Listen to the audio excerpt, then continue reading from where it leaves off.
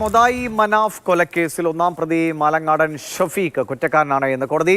കൊലക്കുറ്റം തെളിഞ്ഞു. മഞ്ചേരി അഡീഷണൽ ജില്ലാ സെഷൻസ് കോടതിയാണ് ശിക്ഷിച്ചത്. ബാക്കി 3 പേരെ കോടതി വെറുതെ വിട്ടു.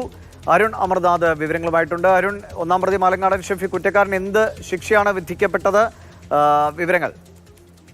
ദിവിഷെ, ശിക്ഷാവിധി നാളെയാണ്.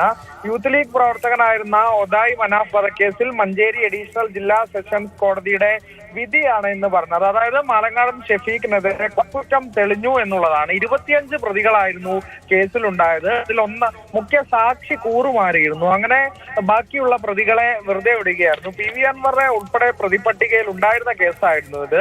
4 പ്രതികളിൽ ബാക്കി 3 പേരെയും വെറുതെ വിട്ടു. ഒന്നാം പ്രതി കുറ്റക്കാരനാണെന്നും ഇയാളുടെ പേരിൽ കൊലക്കുറ്റം തെളിഞ്ഞു എന്നുമാണ് കോടതി നിരീക്ഷിച്ചിട്ടുള്ളത്.